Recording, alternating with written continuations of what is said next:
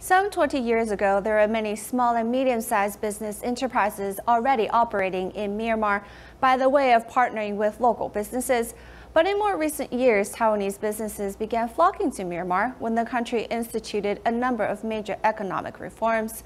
For example, Myanmar has been able to attract larger foreign investments as the government formed the Myanmar Investment Committee in 2012. Later in 2014, more benefits were given to foreign investments when the Special Economic Zone Act was put into place. 每一个不管多偏远的国家都有台湾人在。 In the 1990s, Lin Yanfu, who had just served his military service, came to Myanmar.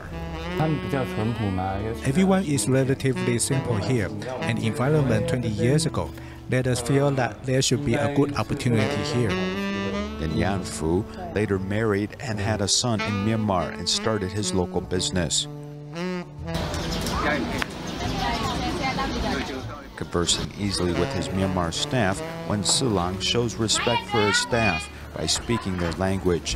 After 20 years, his business model is that of cooperation with local businessmen. This environment seems to be taking great leaps forward, and the changes are coming to Myanmar very quickly. In response to rapid changes in Myanmar, business practices must be very flexible.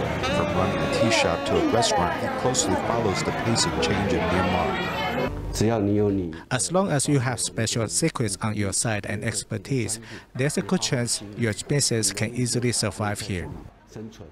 Earlier, many of the businesses were from the textile industry, as well as clothing. But after in 2011, most of the businesses which came were those that the country needed.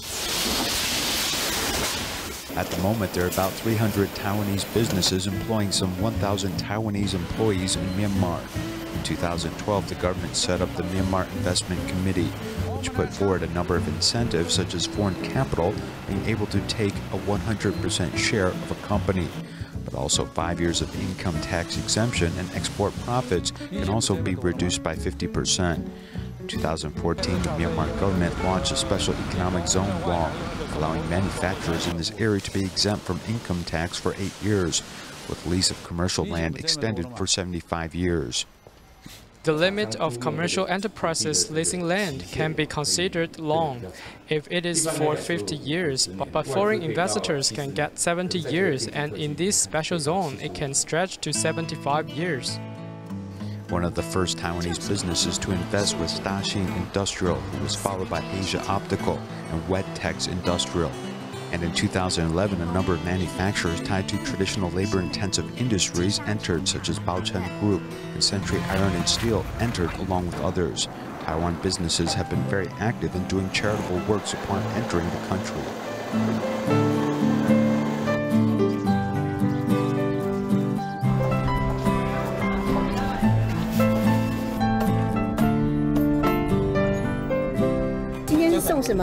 Mì，哪一个是米？这个是米，第一是米，这是油，这个白粉，这是盐。 Today's visit to the orphanage is particularly lively because Taiwanese businessmen are coming here to distribute materials and aid. There are more than 200 children here, many of whom come here as a result of fighting in the north. This orphanage covers their basic needs from kindergarten to university. All of a sudden, seeing so many orphans is quite shocking, as in Taiwan, we typically don't encounter such a situation. This orphanage has the support of Chinese businessmen in Myanmar, but because of increasing number of orphans, it began to have a dilemma. A friend told me that there were so many children that some would have to send away. I said it would be easy to get a few Taiwanese businessmen to donate some money every month, and we could take care of these easily.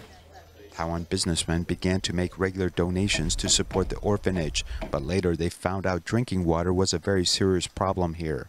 During the rainy season, they store water because the groundwater is salty and can't be used. So during the dry season, they rely upon this, what you see here. During the dry season, the water quality becomes quite bad, so we decided to install this water purification equipment so the children won't get sick so easily. After installing the water purification equipment, they learned there was still more work to do. Before, in 2008, when the wind and flooding disasters hit, there was no place for children to go, and later the children also lacked classrooms and also a cafeteria. They hoped that Taiwanese businessmen could build a classroom. 3 years ago, we began preparing for this. The new school building has filled everyone's heart with a home and may also hope it can be a refuge for everyone. Now that Taiwanese businessmen have donated to the children's basic necessities, we do not have to worry. Those who can be accommodated in the original space can sleep in the school now.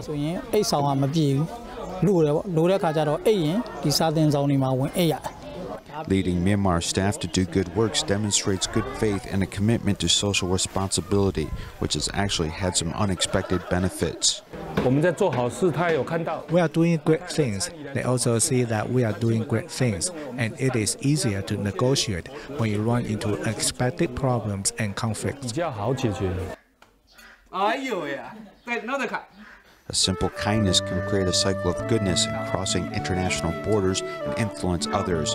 This is a win-win situation for both Taiwan and Myanmar, and it's the most beautiful bilateral diplomatic cooperation.